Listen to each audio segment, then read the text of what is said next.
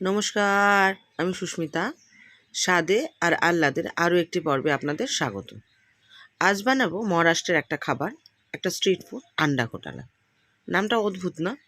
কিন্তু মহারাষ্ট্রে এই খাবারটা আন্ডা ঘোটালা নামেই পরিচিত, স্ট্রিট ফুড হিসেবেই পরিচিত। পাওভাজি যেরকম হয় না, ঠিক ওইভাবে পাওভাজির মতোই এই আন্ডা ঘোটালাটা ওখানে বিক্রি হয়। পাওয়ের সাথে বা রুটি পরোটার সাথেও আপনি খেতে পারবেন। বাড়িতে রুটি পরোটা এগুলোর সাথে এটা ভীষণ ভালো একটা খাবার। চলুন বানিয়ে ফেলি। তার জন্য প্রথমেই কড়াইতে আমি কিছুটা সাদা তেল দিয়েছি, তারপর কিছুটা বাটার দিয়েছি। বাটারটা সম্পূর্ণ গলতে দিইনি, কারণ বাটারটা যদি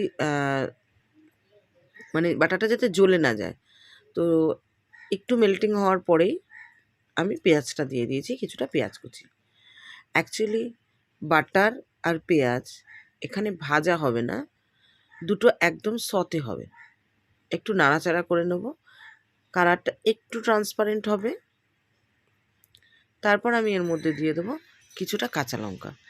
আপনারা যারা আমাকে চেনেন তারা তো জানেনই, কাঁচা লঙ্কা ছুরিতে বা বটিতে কুচোতে আমি ভীষণ ভয় পাই। তার কারণ মনে থাকে না, হাতটা এদিক ওদিক দিয়ে ফেলি। তারপর আর কি, ব্যাস ওই কারণে কাঁচা লঙ্কাটা আমি কিচেন সিজারেই কাঁচ দিয়ে কুচোতেই পছন্দ করি। এরপরে এর মধ্যে দিয়ে দেব 1 চামচ মতো আমি ওই রসুন বাটা।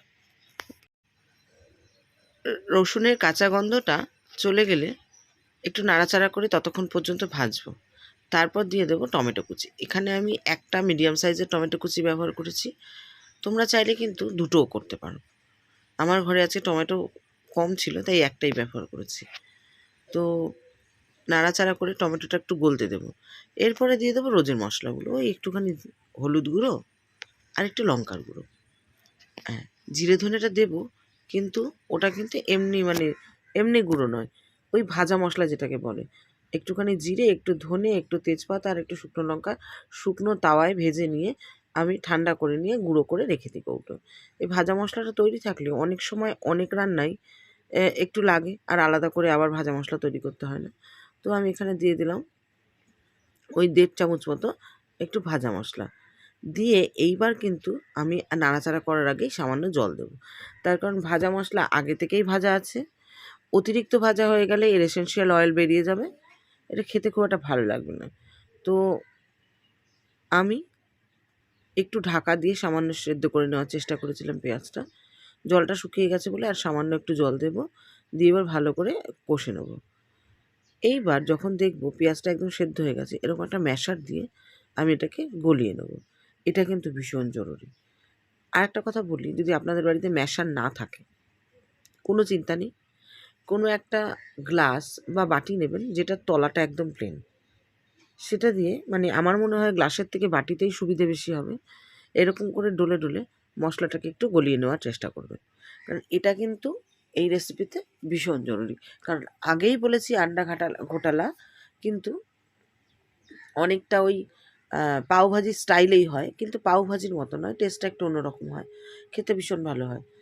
আর আপনারা তো ভিডিওতে দেখে গন্ধ বা টেস্ট কোনোটাই নিতে পারবেন না, তাই অনুরোধ করবো বাড়িতে একবার বানিয়ে দেখবেন। কথা দিচ্ছি ভালো লাগবেই, আর খুব কম উপকরণেও হয়ে যায়। তো একবার বাড়িতে বানিয়ে দেখবেন। আর আমার রেসিপিটা যদি ভালো লাগে তো লাইক, শেয়ার ও কমেন্ট করতে ভুলবেন না। আর যদি এখনও সাবস্ক্রাইব না করে থাকেন, তাহলে সাবস্ক্রাইব করে বেল বাটনটা প্রেস করারও অনুরোধ রইল। চলুন দেখুন, মশলাটা ততক্ষণে আপনাদের সাথে গল্প করতে করতে গলে গেছে। এবার একটু জল দিয়ে দিলাম, এর মধ্যে দিয়ে দেবো আমি সেদ্ধ করে রাখা ডিম। এটাকে আমি এইভাবে ক্রাশ করে দেবো। সেদ্ধ করা ডিমটা আমি 3 জন খাবো এখানে, তাই 6টা ডিম নিয়েছিলাম। 5টা আমি সেদ্ধ করা ব্যবহার করেছি, আর একটা আন্ডা ঘোটালা সার্ভ করার সময় একটা স্পেশাল ধরনের পোচ করে সার্ভ করা হয়, একটা তার জন্য রেখেছি। এক্ষেত্রে একটু বলি, ডিমটা যেরকম খুশি সেদ্ধ হলেই হয়, কিন্তু আমি বাড়িতে এটা একটুখানি হাফ বয়েল করার চেষ্টা করি। একদম কুসুমটা গলে যাবে তা নয়, তবে একটু মেল্টি থাকবে, তাহলে সেটা এই গ্রেভিতে একটা আলাদা টেক্সচার দেয়। আর যেই ডিমগুলো গ্রেট করতে গিয়ে একটু বড় বড় হয়ে গেলে সাদা অংশগুলো, সেগুলো নিয়ে ভাববেন না, ওগুলো মুখে পড়লে কিন্তু ভালোই লাগবে। এক্ষেত্রে বলি, হাফ বয়েলটা খুব তাড়াতাড়ি করার একটা উপায় হচ্ছে, অনেকেই ডিমটা হাফ বয়েল করতে গিয়ে নয় ফুল বয়েল করে ফেলেন, না হলে একদম এতটাই কাঁচা রেখে ফেলেন যে সেটা খোসা ছাড়াতে কষ্ট হয়।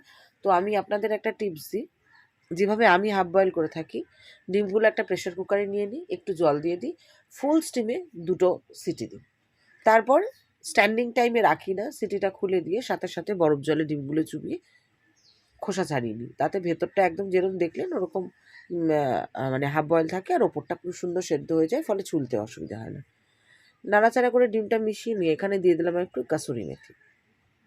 কাসুরি মেথিটা কিন্তু মহারাষ্ট্রের আন্ডা ঘোটালায় ব্যবহার হয় না, এটা কিন্তু আমি আমার মতো করে অ্যাড করেছি, আপনারা চাইলে দিতেও পারেন, না চাইলে নাও দিতে পারেন।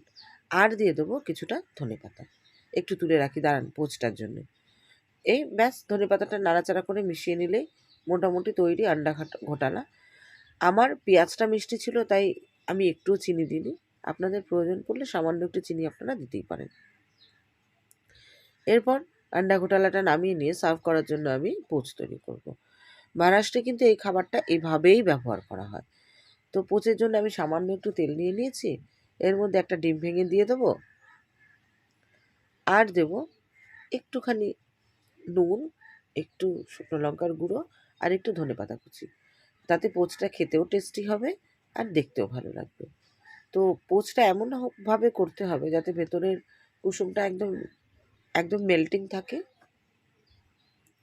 আর খাবার সময় ওটা মিশিয়ে নিয়েই খেতে হবে। তো মোটামুটি দেখো এইভাবে আমরা কিন্তু পোচটাও রেডি করে নিয়েছি। এই পোচটা ওপরে দিয়ে আমরা সার্ভ করব। আগেই বলেছি রুটি, পরোটা, নান সব কিছুর সঙ্গে এটা অসাধারণ লাগে, এমনকি ব্রেডের সঙ্গেও তোমরা কিন্তু সার্ভ করতে